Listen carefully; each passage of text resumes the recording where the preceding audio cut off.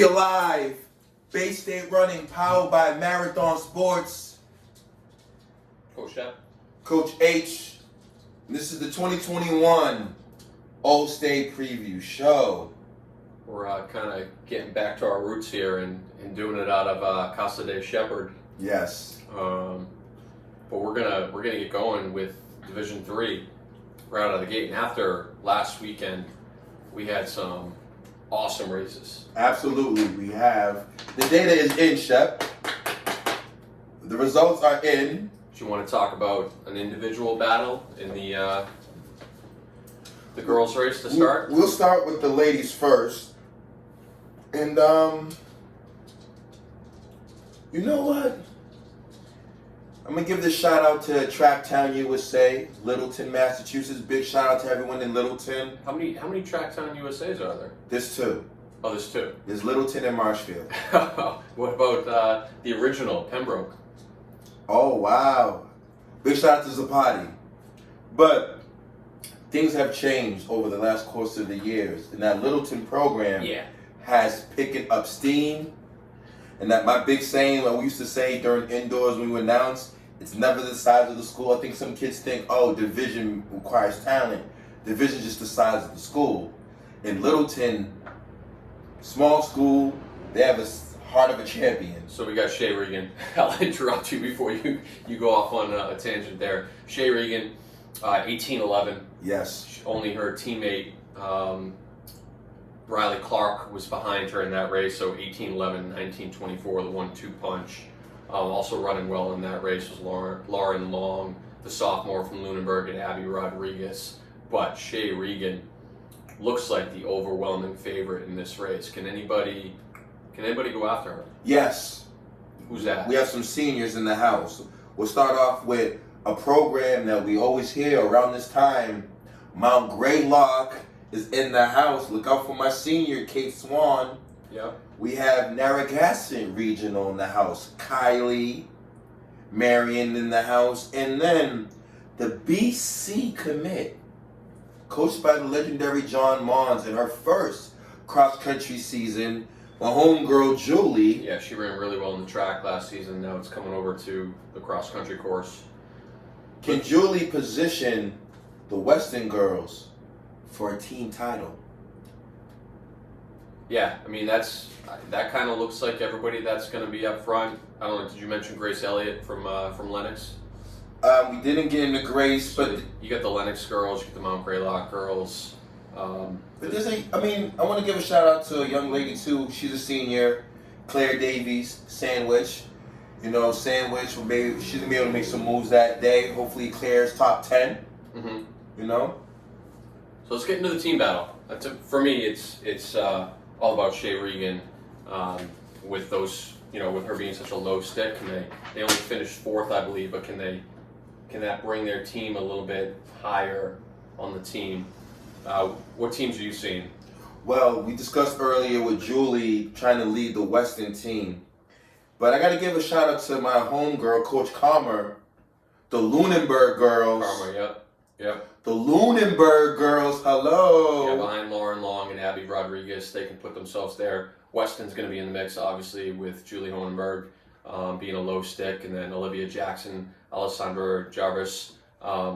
That's going to be a strong 1-2-3 punch. And then we can't forget about the team that's been duking it out for the past 3 or 4 years. Lennox and Mount Greylock. So until they, maybe some bounce back races are in store, Bromfield's going to be in it. I was going to get to that.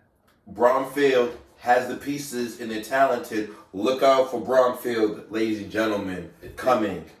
Out of it, any of those teams, Coach, who are you taking?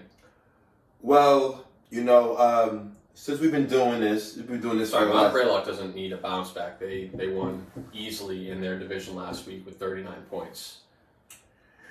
Well, Mount Greylock, I think it's a Greylock, Lennox, but Weston, if I know the Weston girls, Duke County, John Mars, they'll be ready to roll. Yeah. So keep an eye out on the Weston girls and Lunenburg to shake up that top 4.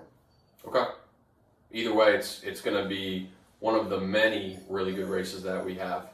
let's move on to the boys. Woo! Chef, this is when the fireworks start to begin. Well, we're going to have, I mean, we already had such a great individual battle in that 1A race, boys, at Wentham. Yep. Between Charlie Tuttle and Burgess, but we'll talk more about that. Arguably, potentially... The race of the day, maybe? Potentially, but I would say just as good of a battle as we saw there between these two individuals. Yep. And those names are...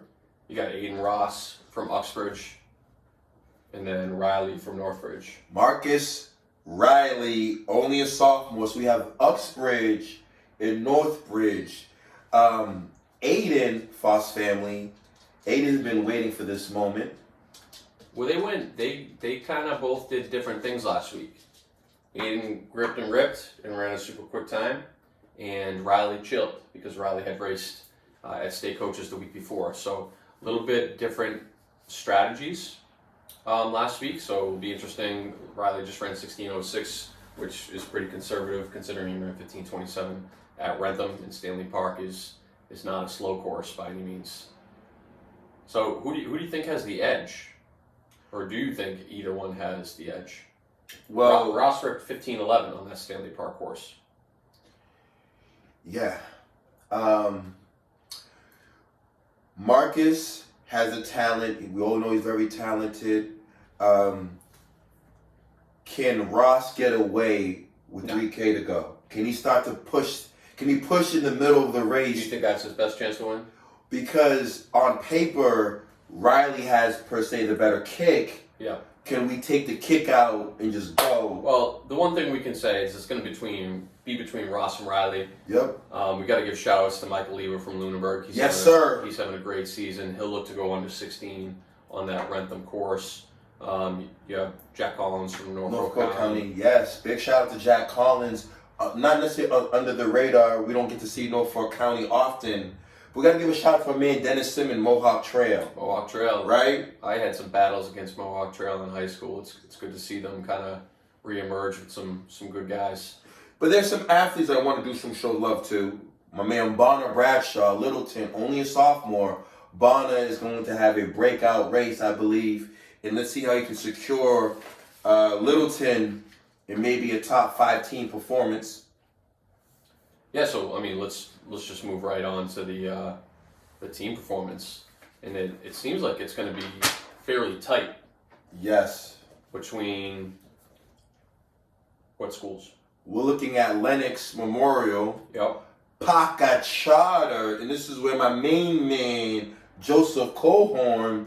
Seems like we've been doing this forever, and Joe's been there since a freshman. Yep. Now, Joe, it's your senior year. Can we lead the PC boys? So I'm looking forward to see what Paca Charter does. But there's another program, and I apologize in advance. I don't say the name always right. It's Tingsboro. Tingsboro. Yep. Tingsboro has some things in the mix. Well, you had Parker Charter pull out the 2-point victory over Lennox last week in their division. Then you had Littleton pull out the 6-point win over Uxbridge, which was only 11 points ahead of Tingsboro. Yes. So you had some tight battles in those races, along with Bishop Sting just pulling it out by 14 points over Seekonk and only 18 points over Hamilton Wenham. So that's a lot of close battles in those 3 divisional races. Yes. So it's going to be tight. I'm looking forward to seeing this race. Yeah. I mean, there'll be no disappointments this Saturday. No. Each race is going to be... Although to many of our coaches' disappointments, there's going to be 3 All-State races, and I'm still going to call them All States. But, a lot of coaches, including myself, would have either A, rather they kept it at 2, or B, had a meet of champions like several other states do. So here we are, though. We're not going to be disappointed. It's going to be fast races. We're just not going to see every matchup we want to see. That's our Division III All-State meet preview. Looks to be a good one, Coach. Absolutely. Let's ride, guys. See you guys on Saturday. See you at Wrentham. This will be the late race, the afternoon race.